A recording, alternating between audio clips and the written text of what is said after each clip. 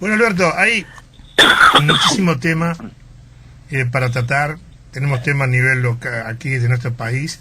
Este proyecto que presenta Cabildo Abierto, o sea, se reinstala el tema de la ley de caducidad de protección preventiva del Estado.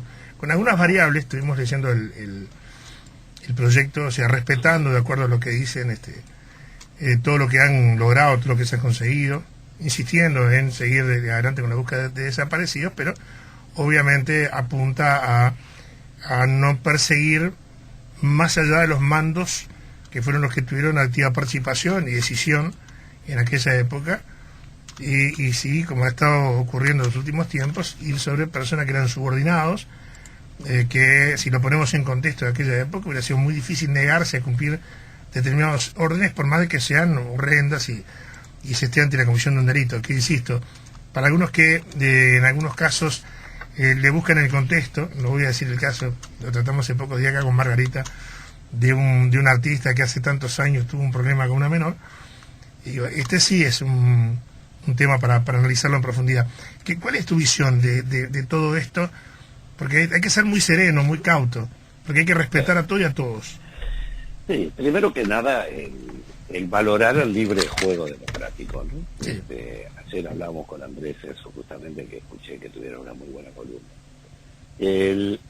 A mí me parece, lo que sentimos todos es que, bueno, no hay nada mejor que todas las voces estén representadas dentro del sistema, ¿verdad? Es decir, se presente un proyecto de ley que concreta una forma de ver las cosas, me parece valioso, sobre todo por las alternativas que podrían haber, que sería comunicados procedentes de organizaciones distintas que no están dentro del sistema político como tal.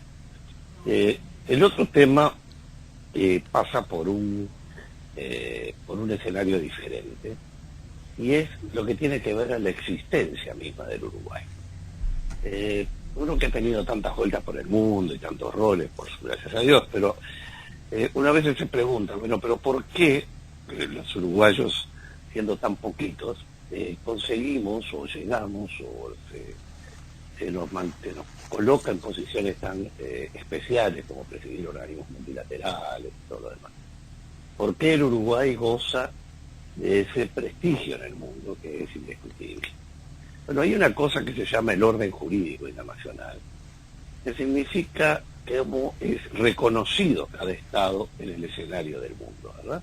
Vean, unos son reconocidos todos por su propia existencia jurídica, por supuesto, más allá de los problemas terribles que hay en el mundo con el tema de fronteras. Bueno, el caso de China y de India es para escribir un tomo aparte, ¿verdad? Tenemos la semilla de la guerra mundial, pues ahí.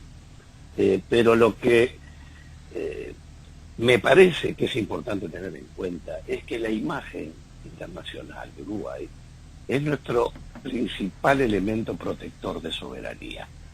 El Uruguay existe no solo porque somos una nación formidable, consolidada, independiente, libérrima, sino porque además, felizmente, el resto del mundo nos reconoce y nos protege en esa acción.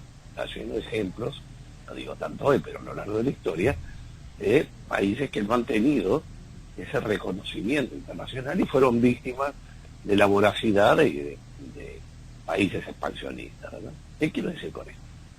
Que la identidad de Uruguay dentro del mundo está dado por su pertenencia a ese orden jurídico internacional. Muy bien.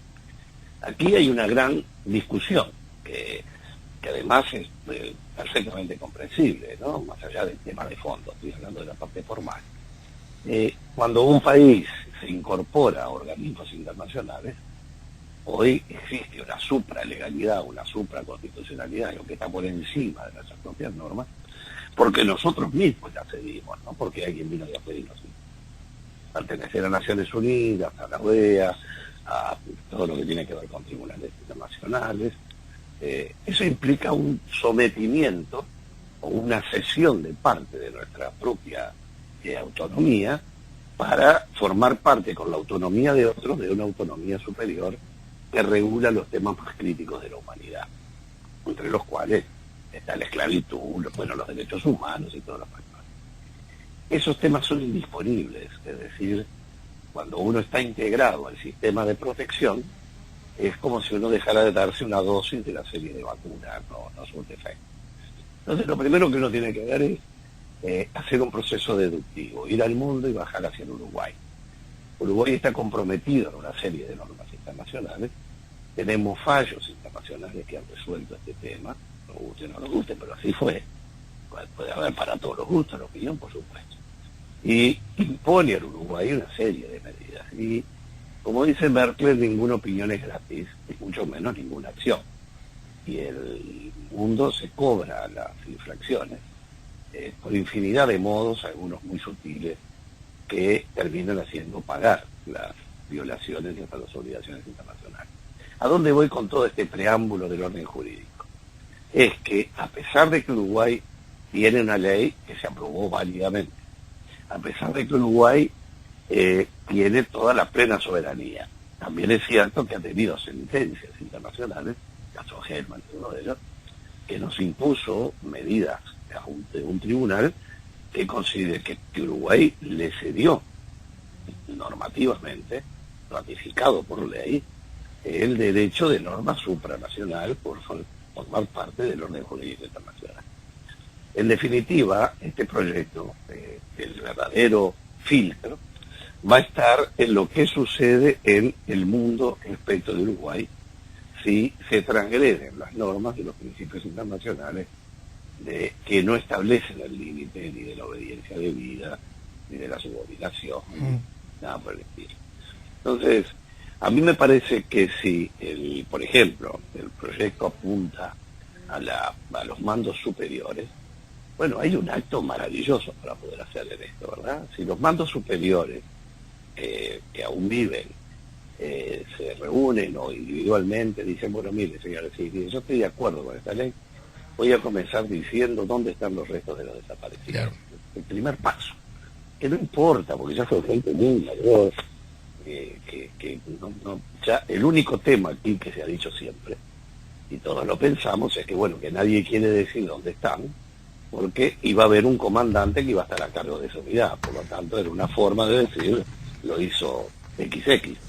Bueno, pero si los XX están dispuestos a estar excluidos de la impunidad o de la normativa más beneficiosa, sería un hecho histórico, no reivindicativo, pero sí mitigador, formidable. Esos bandos que están dispuestos a asumir la responsabilidad, pues yo supongo Manini cuando presenta al senador la norma de este, porque tiene ese consenso, bueno, para proteger a la gente a la que le impuso la orden de hacer, más allá de que esa es una discusión distinta, eso de que uno haga cualquier cosa que lo ordenen hacer, digo, yo no estoy convencido de que a la gente le hayan ordenado vaya y viole y hayan violado contra su voluntad claro. A las presas políticas, ni que hayan matado gente en tortura porque le dijeron vaya y mátelo torturando, como pasó con Roslik, por nombrar uno que es público, un caso tremendo. Entonces digo, fórmulas de salida. Bueno, ¿qué les parece si pensamos en que los altos grados que oficiales de su tiempo se comienzan cada uno diciendo, mire, sí, ¿sabe qué?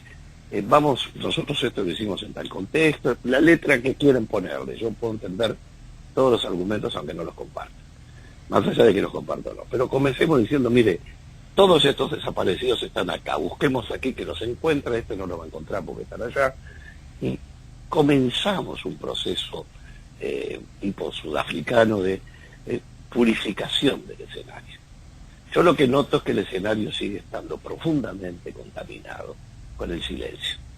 Y el silencio es un hecho muy grave porque implica el dejar de asumir el valor de decir, sí señor, yo lo hice por esto, por otro, las razones por las que las hicieron, las cosas, serán o no válidas, pero bueno, alguien pensó que eran válidas y hizo la barbarie.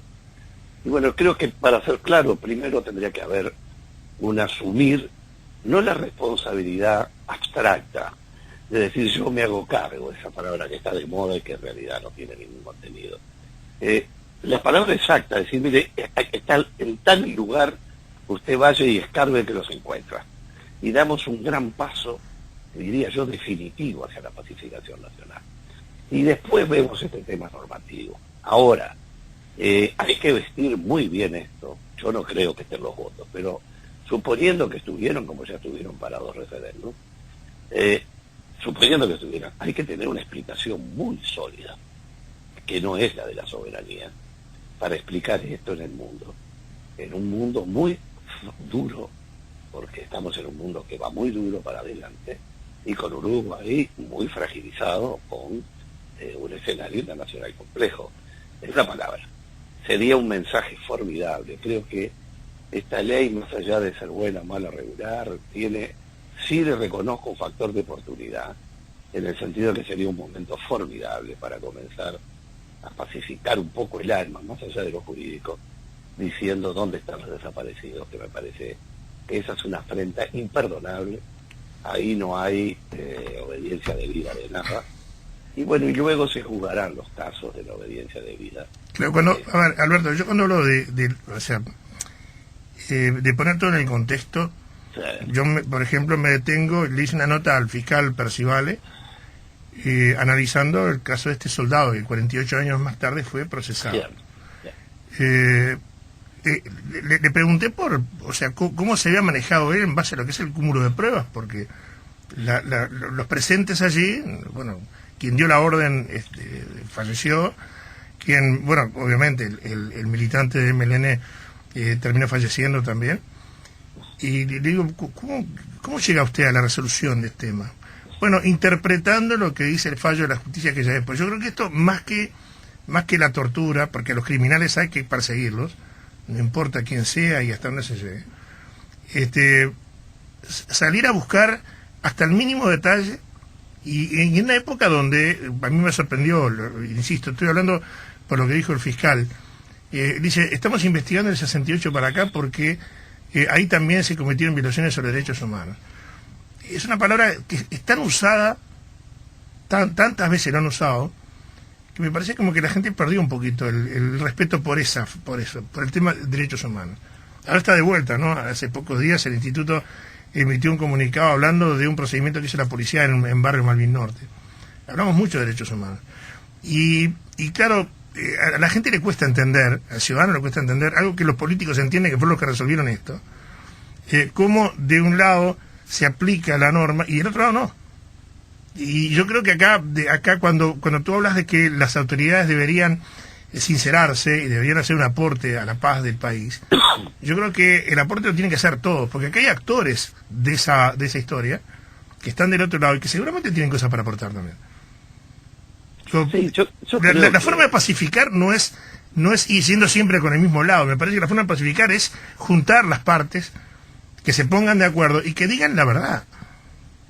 Sí, es decir, yo creo que aquí hay varios escenarios y el escenario es riquísimo para el análisis, ¿verdad? Es decir, si uno hoy se pone a plantear cuál es el tema más importante que nos queda como residual de aquella época, partiendo de la base de la existencia de los bandos que operaron en ese tema y de los que están ocultos, ¿verdad? Que fueron promotores, ideólogos, alentadores, etcétera.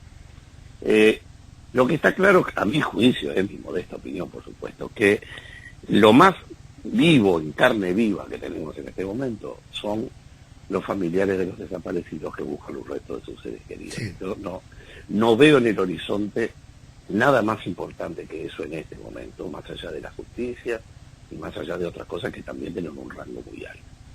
Aquí hace falta un paso inicial. Yo esto no lo vengo exigiendo, lo vengo planteando hace años, en cada fin de año, en cada oportunidad de lo que venga. Por favor, dejen un papelito diciendo dónde están. Claro. Las marchas por este tema, cada vez que se producen agregan decenas de miles de personas más. Es decir, el tema en carne viva es esos cartelitos con los rostros de los que no están, que alcanza con que digan dónde están, porque ya se sabe lo que les hicieron. Entonces me parece que es el primero. El segundo, sinceramiento, que es el tema de los que participaron en todos esos operativos, de un lado o del otro. Le veo un valor relativo, porque en realidad algunos estuvieron presos, algunos los asumieron, discurso de Mujica en esto bastante explícito, pero más allá de eso, de los protagonistas, tampoco me parece mal que eso se produzca, que no es que me parezca mal, que puede ser muy interesante, que haya un hecho, sería un hecho formidable para la historia del país, que las partes dijeran que estuvieron en este asunto. Mire, la verdad que tuvimos excesos y todo lo demás. Pero yo quiero significar que hay un hecho simbólico muy fuerte. Después el otro tema, el del caso del soldado que recibió la orden de tirar, está lleno de historias, incluso en los procesos de fusilamiento está previsto, el hecho de que, el proceso de fusilamiento donde uno de los soldados que tira la línea de fusilamiento, de disparo, tiene una bala que no es bala viva, ¿no? Que nadie sabe cuál es. Uno puede tirar a pegar en la nuca, puede tirar a pegar en la espalda, puede errar el tiro, pegarlo en la pierna, ¿verdad? Es decir, hay un acto voluntario en el que si yo estoy en esa situación, y no tengo de héroe absolutamente nada, créanme, yo tengo claro que si le parto la rodilla de un disparo, ese individuo queda ahí, no se mueve más. Y nadie me puede venir a exigir que yo le dé el tiro en la nuca. ¿Sí? Por lo tanto, yo no estoy diciendo que se resistiera a cometer la orden de tirarle de espaldas a una persona esforzada que va corriendo, que muy lejos le va a llegar. Pero entre elegir un punto letal o no, cualquiera que tenga una mínima experiencia en tiro, que mínima, sabe que el blanco lo elige uno, no se lo impone, ¿verdad? De hecho, nadie iba a matar a ese soldado por insubordinado, porque le volara la pierna y quedara ahí con un arma, con el poder que supongo que usó, y el soldado quedara ahí, el detenido quedara ahí y se lo llevara. Para decirme, usted ahora va al paredón porque no le pegó el tiro en la nuca. Porque bueno, pégueselo usted. Porque además, el tema es que tiene que haber líneas de orden para que uno esté protegido frente a una orden de esa barbaridad, para que mañana no quede solo. Está bien que durante los procesos las cosas se creen que van a ser permanentes. El problema, el concepto de ocupación temporal de la función, es uno de los conceptos más difíciles de vivir cuando se ejerce poder. Ya sea el poder del dedo detrás del gatillo o el poder público, no importa. Se tiende a creer, yo siempre estuve vacunado por eso, con el concepto de inquilino de toda la vida, ¿no? Que ahora vi que, dicho sea de paso, que había tener que cobrar derecho de autor al presidente porque lo utilizó, aunque yo en realidad, como digo, siempre se lo copié a los americanos, que me han dicho que a Clinton, a los presidentes, mejor dicho, supe en la época de Clinton, les cobran, nunca vi eso documentado, pero les cobran del sueldo, les descuentan una cuota por vivir en la Casa Blanca, ¿no? Para que no se olviden que son inquilinos. Claro. ¿Será verdad o no será? Pero el simbolismo está. Por eso digo, yo creo que está bien. El otro tema son los tiempos. Lo que importa no es el régimen jurídico, sobre eso sí tengo convicción absoluta, el régimen jurídico que impera en el país para la violación de derechos de las personas. Puede ser en plena democracia, es la máxima, si nos metemos en Estados Unidos, lo que está pasando con la colectividad negra, la colectividad afrodescendiente.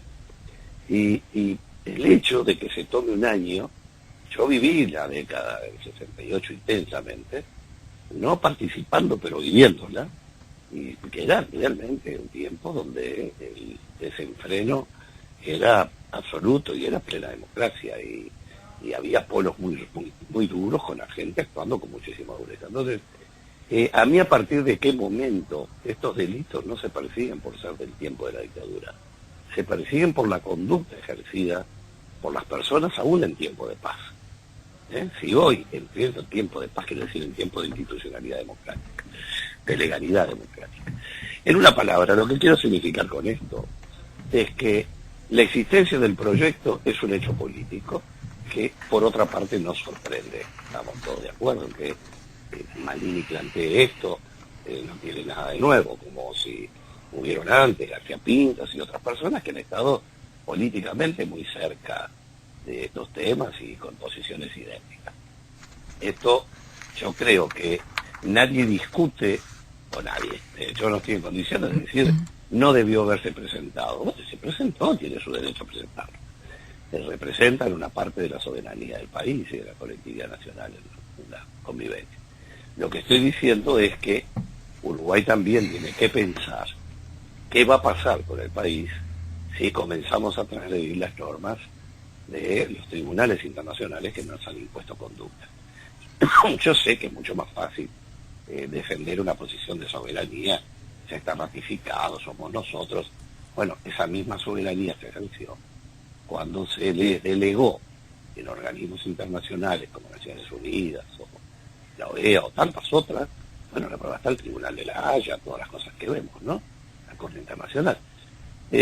Bueno, si se producen esos hechos, uno podrá transgredirlos o no, pero vuelvo a insistir que todo tiene un alto precio que no se verá quizás directamente, pero tarde o temprano se pagan, y para Uruguay es muy importante el cumplimiento de las normas internacionales porque nos va nuestra propia existencia en el derecho internacional. Por lo tanto, no somos Estados Unidos con 7 flotas recorriendo el mundo que puede darse el lujo de estar en un tratado o no estarlo.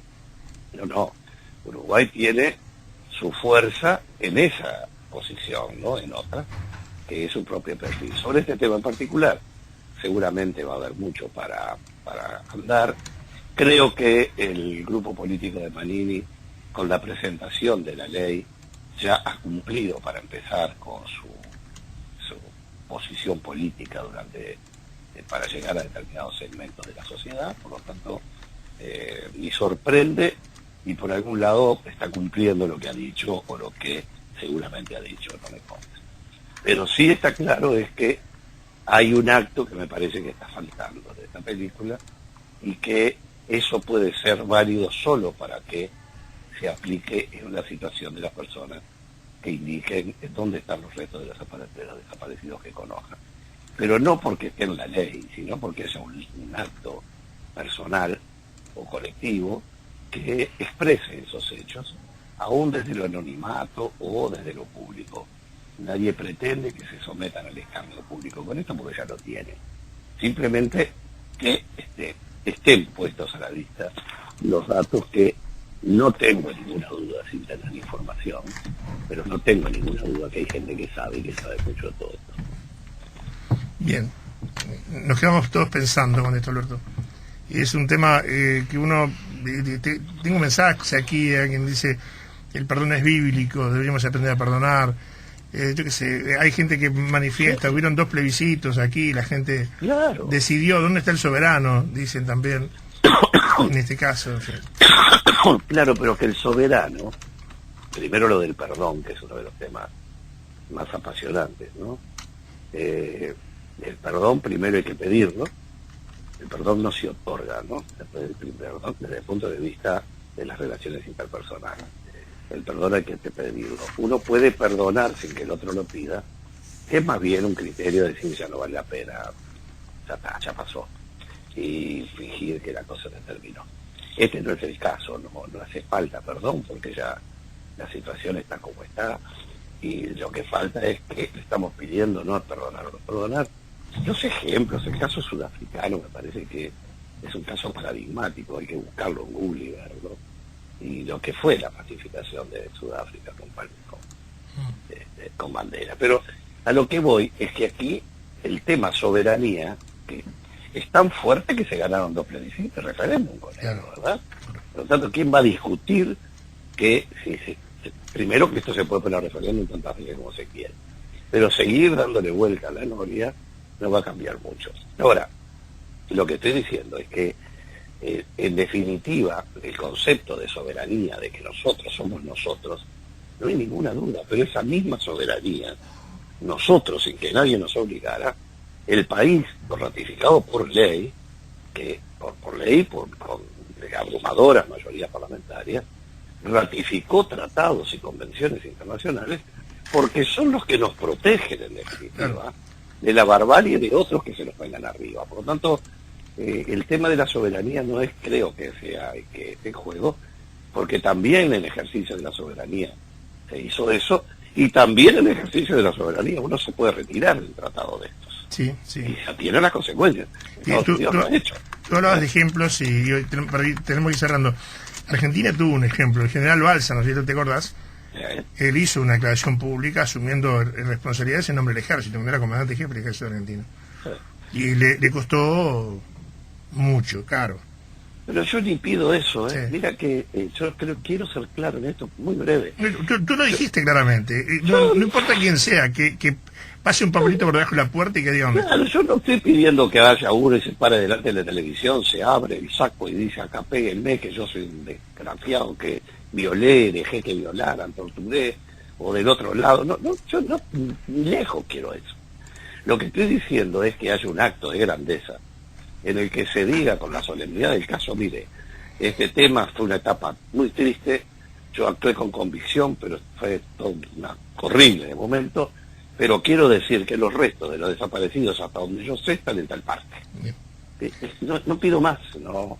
El escarnio público ya lo tienen, y en la estigmatización la van a tener para siempre. Entonces, por lo tanto, yo creo que esta es una forma de mejorar esa situación y desideologizarla por algún lado y dotarla de una calidad ética que le daría muchísimo, ¿verdad? Pero en fin, son posiciones, son momentos especiales. Lo que no hay ninguna duda es que tienen todo el derecho a presentar un proyecto de ley de este tipo, y presentar un proyecto de ley no es un desfile de tanque, ¿verdad? Es sencillamente presentar un proyecto de ley. El presidente pobre está ahí, en este caso, no es una piel fácil en la que estar para tener que definir esto, en una coalición que se deshilacha y que está poniendo condiciones muy fuertes, que sin duda se va estrechando el cono, lo que dijimos siempre.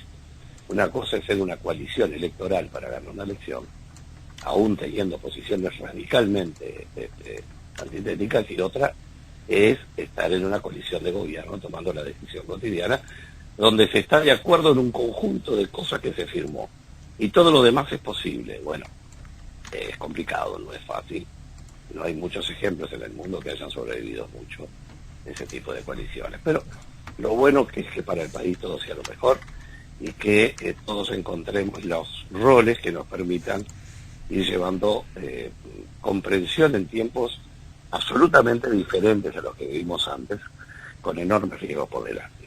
Bueno, es un tema complejo, y como siempre la alegría de Margarita, Iván, de poder estar hablando de todos estos temas con la profundidad y tranquilidad que lo estamos haciendo. Abrazo grande, Alberto.